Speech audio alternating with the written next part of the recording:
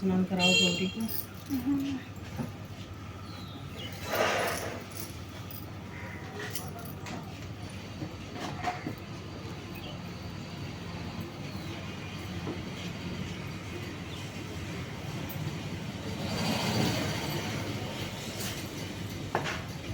उठाओ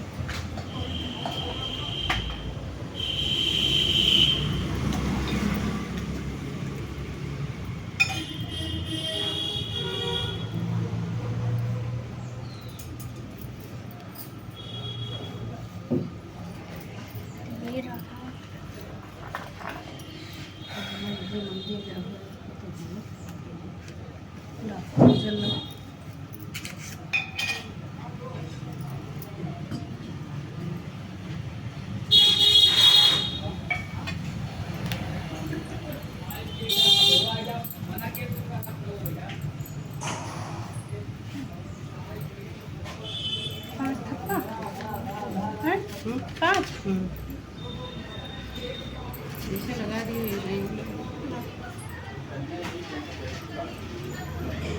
सब साड़ी धुआओ।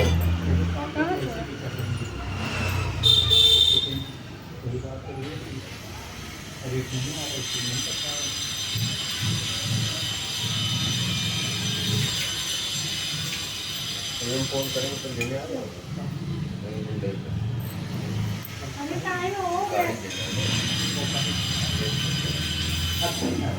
अरे फिर मिलेगी नहीं ना, वो हफ्ते भर लगेंगे। 5 मिनट और रुकना है। चलो रैपिड हो जाता है।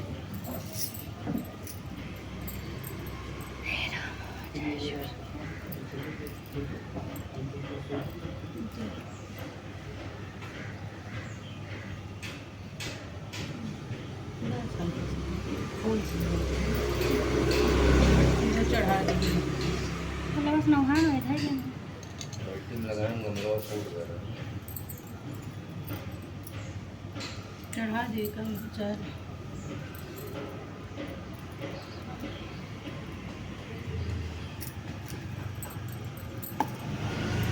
दूध कहीं चाहिए मैं पूरा गीला है जाए ना तब जो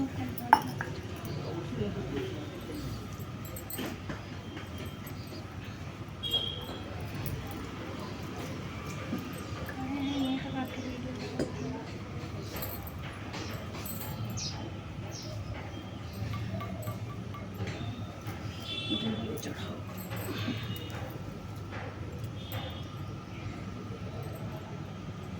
ऐसे मौसम वैसे मम्मी घर में बरगद नहीं उगनी चाहिए।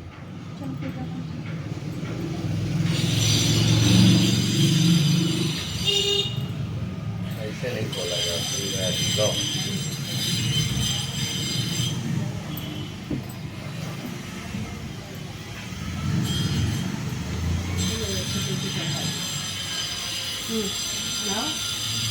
मंगाया था कहाँ पे भाई है? चलो ठीक है खुल जाए।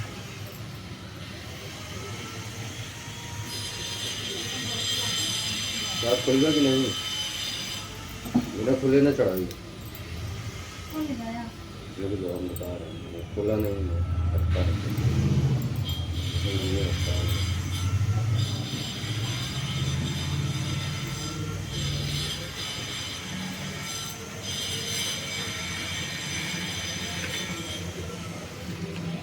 ना चढ़ाओगी।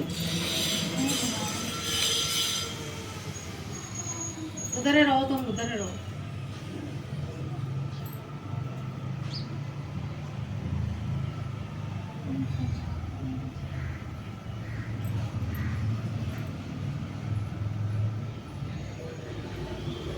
ये चीज को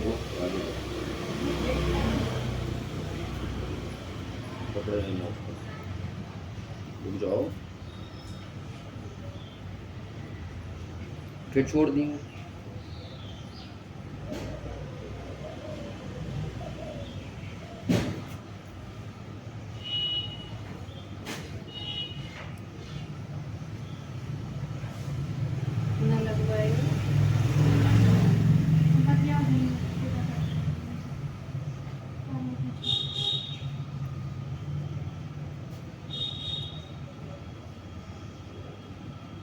चलवा दे समझ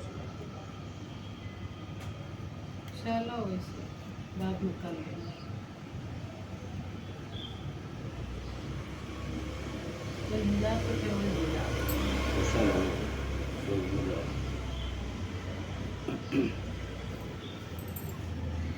मॉडर्न मौसम देखो कैसा।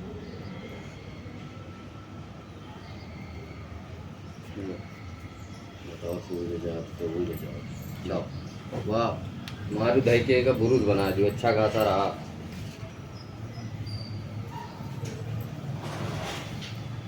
क्या जरूरत रही है मैं शीशा लेदर करेगा जब वैसे रहा वैसे दे दियो उसने अपने आप का आगे बनाओ चाहे अरे बाल आग नहीं लावत वो जा दी वो पूरा जनियो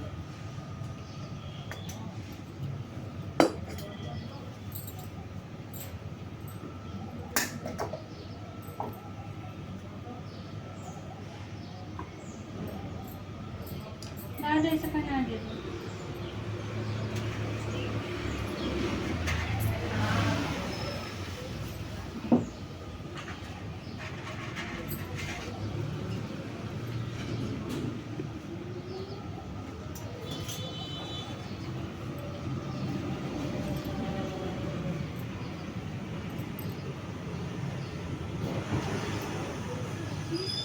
बढ़ जाता तक जब तक छड़ाई था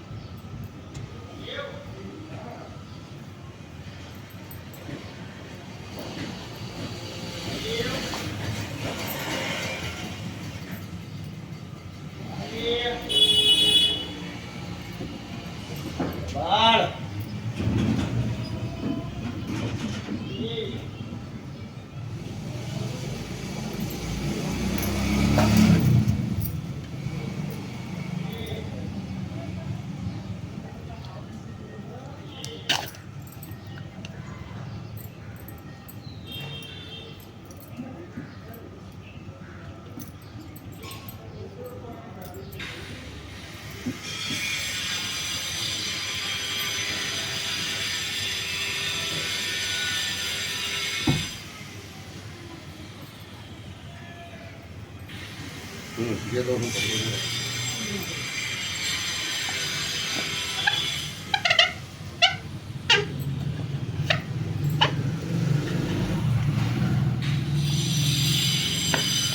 या तो मतलब पकड़ो आज सही करवा लेते तो दिक्कत नहीं है कुछ सही करें। अरे 3 मिनट लगे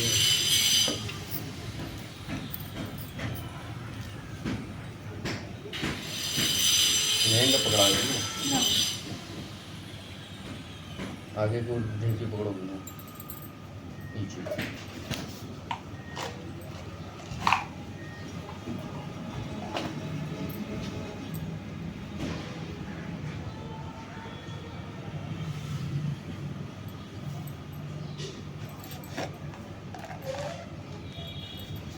दोबारा हो गया बस पहले समझाओ कोशिश किया करो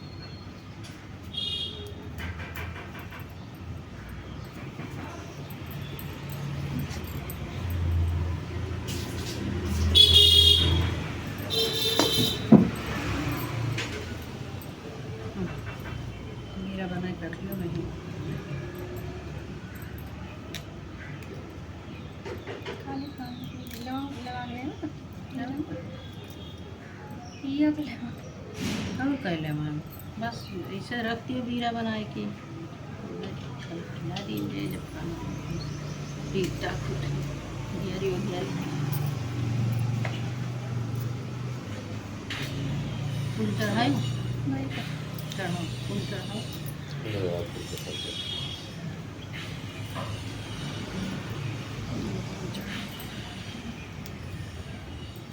डाल दी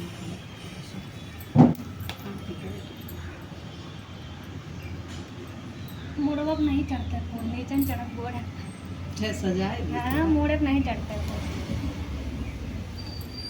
बोरे चढ़ा दी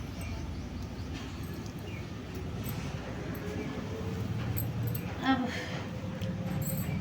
चलावा चलावा का हो गया तो जने हो गई से उतार के साथ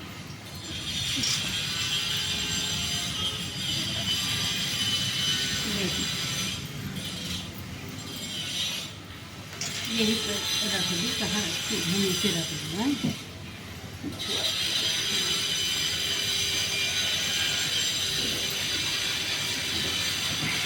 ये निकालो, हम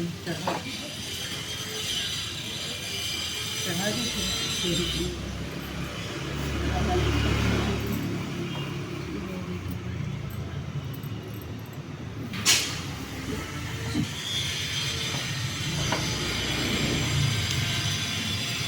ऐसा वही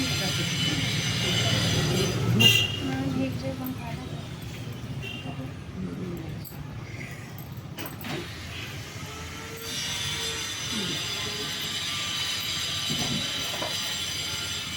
खाओ चलता है। लगा के छाक दिए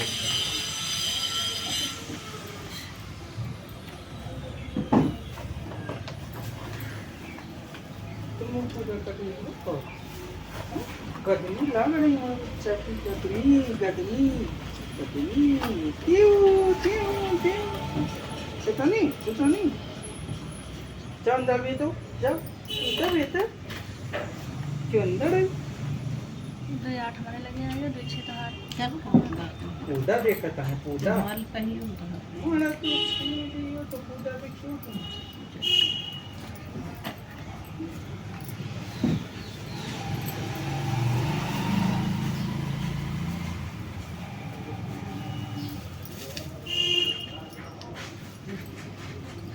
चढ़ाओ नहीं वाले से। लो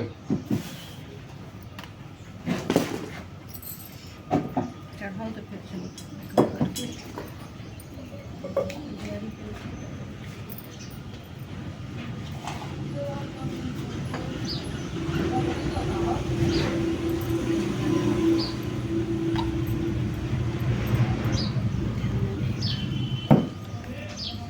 इधर पकड़ो।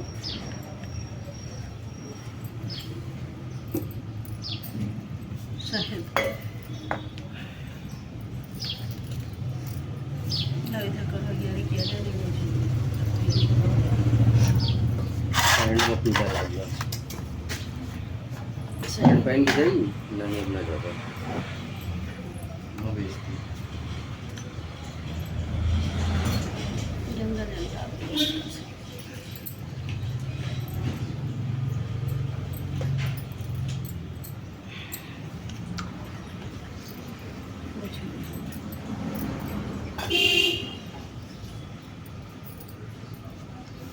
छत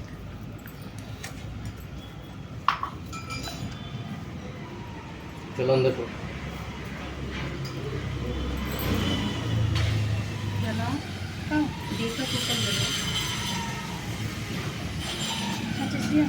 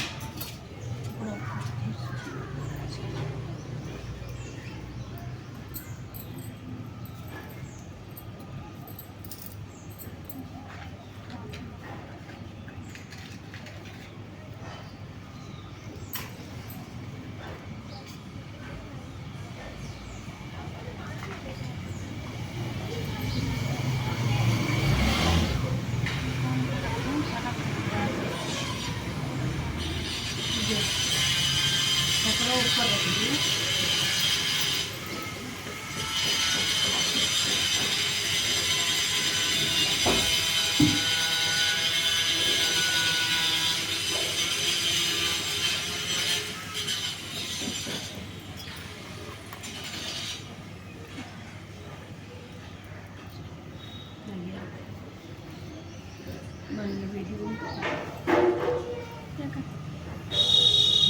अरे उनका कौन चीज़ का होगा लग गया फिर उधर कह दी हुआ है।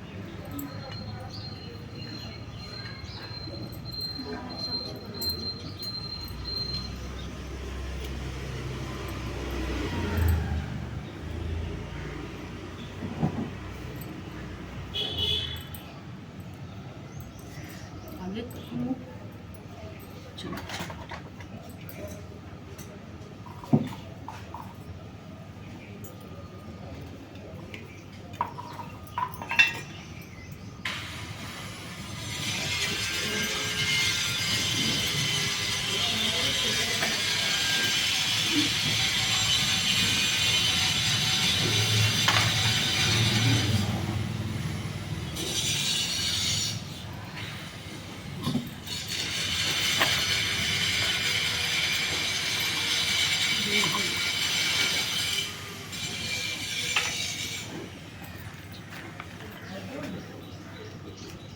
दो ही चढ़े नहीं ये केक चढ़े थे ना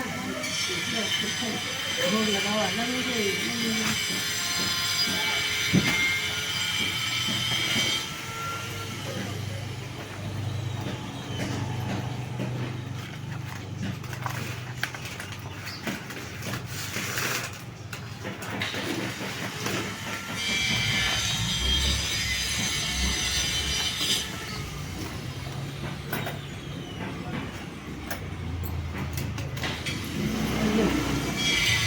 इधर बाल में रखी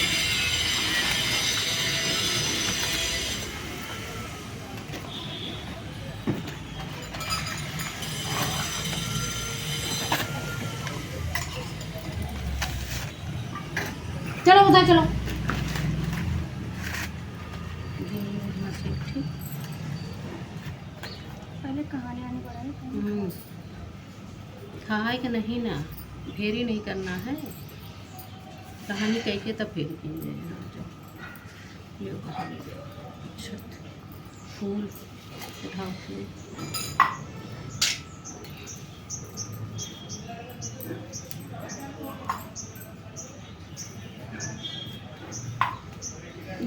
वैसे हल्का सा टी के दी पहले हल्दी से हो जाए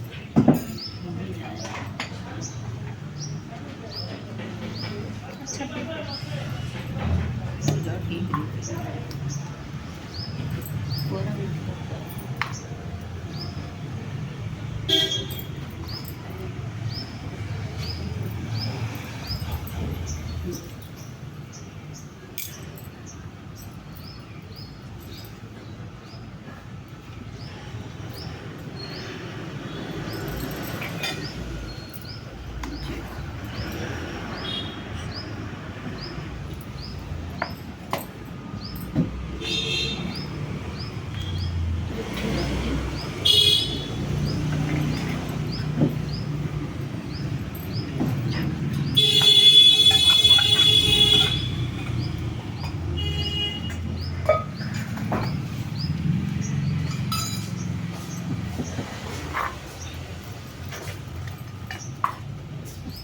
उठो वहाँ से।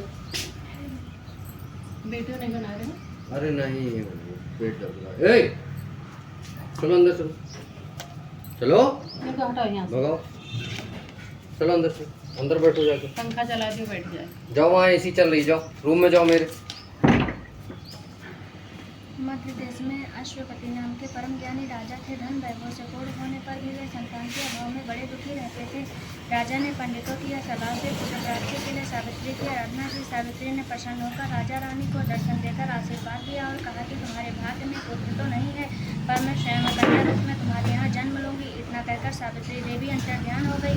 कुछ समय बाद रानी के गर्भ से साक्षात सावित्री का जन्म हुआ। राजा रानी ने उसका नाम भी सावित्री ही रखा। सावित्री सर्वगुण संपन्न थी। वह चंद्रमा की कला के समान नित्य प्रति बढ़ने लगी। जब वह विवाह के योग्य हुई तब माता पिता ने उससे कहा कि अब तुम अपने योग्य मनचाहा चढ़ा लियो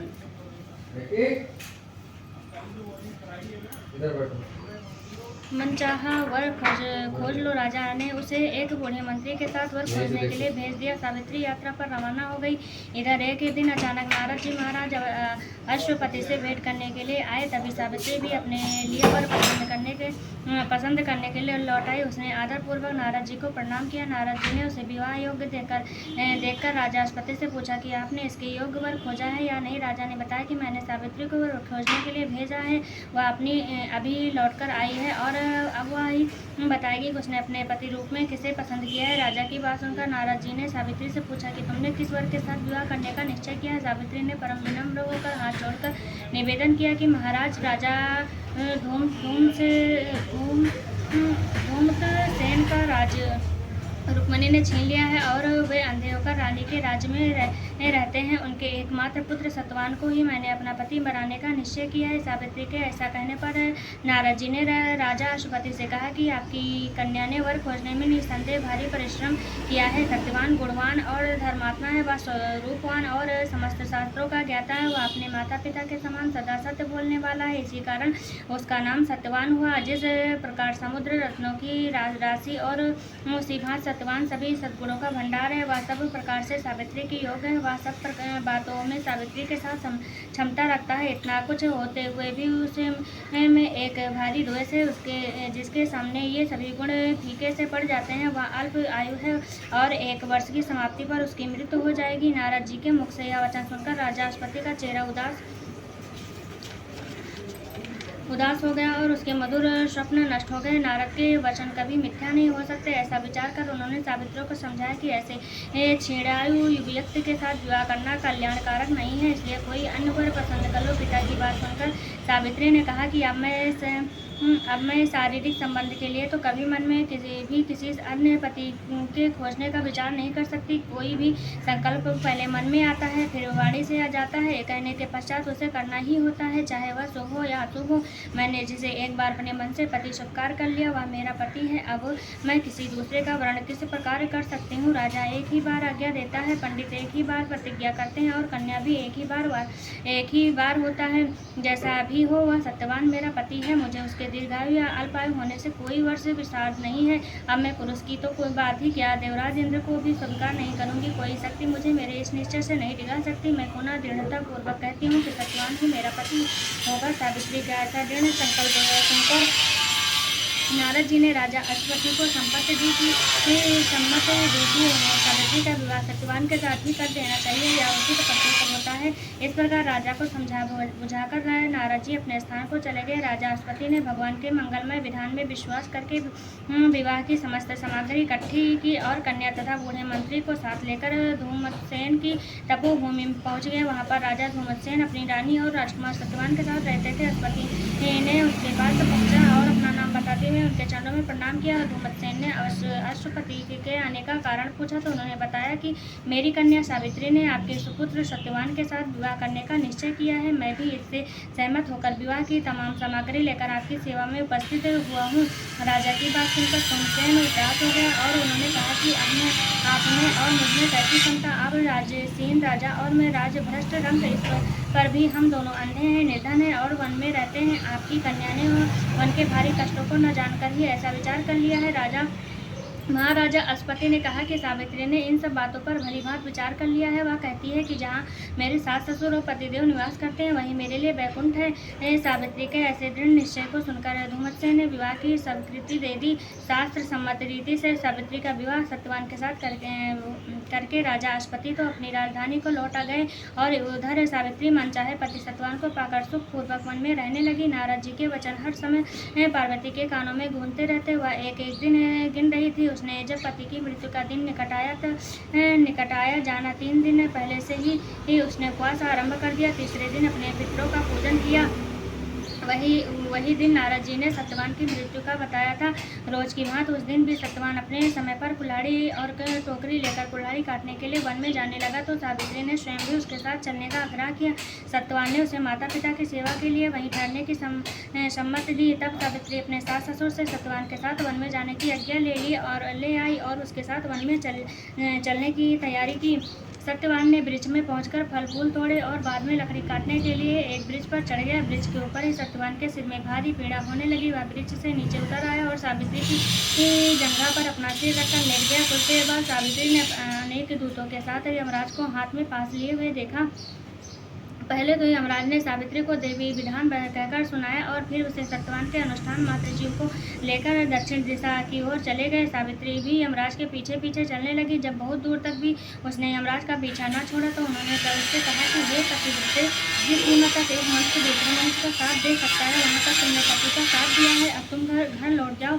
सावित्री ने कहा, धर्मराज, जहाँ मेरा पति जा रहा है वहीं मुझे भी जाना चाहिए। यही सनातन धर्म है। पतिव्रत के प्रभाव और आपकी कृपा से कोई भी मेरी गति नहीं रोक सकता। सावित्री के ऐसे धर्मपूर्ण वचन सुनकर यमराज ने प्रसन्न होकर उसे एक वर मांगने के लिए कहा। सावित्री बोली कि मेरे सास ससुर वन में रहते हैं और अंधे हैं। मैं आपसे यही मांगती हूँ, उन्हें दिखाई देने लगे। यमराज ने ऐसा ही हो कहकर उसे पुनः लौट जाने की सलाह दी। यमराज की बात सुनकर सावित्री ने कहा, भगवान, जहाँ मेरे पति देव जाते हों वहाँ उनके पीछे पीछे चलने में मुझे भी कष्ट या परिश्रम नहीं है। पति परायण होना मेरा कर्तव्य है। आप धर्मराज हैं पर सज्जन हैं। सत्पुरुषों का समागम भी तो कुछ कम पुण्यों का फल नहीं है। सावित्री के ऐसे धर्मयुक्त और श्रद्धापूर्वक वचन सुनकर यमराज ने फिर कहा, सावित्री, मैं तुम्हारे वचनों से बहुत प्रसन्न हूँ।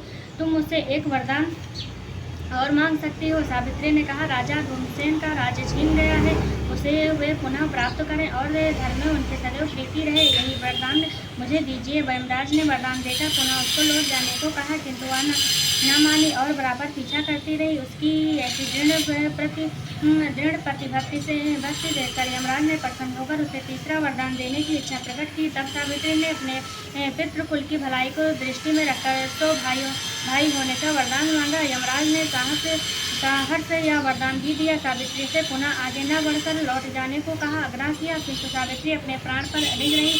सावित्री की ऐसी निष्ठा और दृढ़ संकल्प देखकर यमराज का हृदय कसील गया। वे बड़ी कोमलवाणी में बोले, हे सुप्रवृत्ते, तुम ज्यों उत्तम धर्मयुक्त और गंभीर युक्त पूर्ण वचन कहती हो त्यों तो मेरी प्रीति तुम पर बढ़ती जाती है। अतः तुम सत्यवान के जीवन को छोड़कर एक और वरदान मुझसे ले लो और अपने घर लौट जाओ। पहले तीनों वरदान पाकर सावित्री ने अपने ससुर कुल और पितृकुल दोनों का कल्याण कर दिया। अब केवल अपनी ही भलाई का प्रश्न सम्मुख था। पति परायण नारी को अपने पति की आयु वृद्धि के अतिरिक्त और क्या फल कामना हो सकती है। यही सोचकर सावित्री ने सत्यवान से 100 पुत्र होने का वरदान मांगा। सावित्री के ऐसे युक्त पूर्ण वचन सुनकर यमराज बहुत संतुष्ट हुए और उन्होंने उसे वरदान देते हुए सत्यवान को पास से मुक्त कर दिया और कहा कि सत्यवान से तुम्हें निश्चय ही 100 पुत्र होंगे।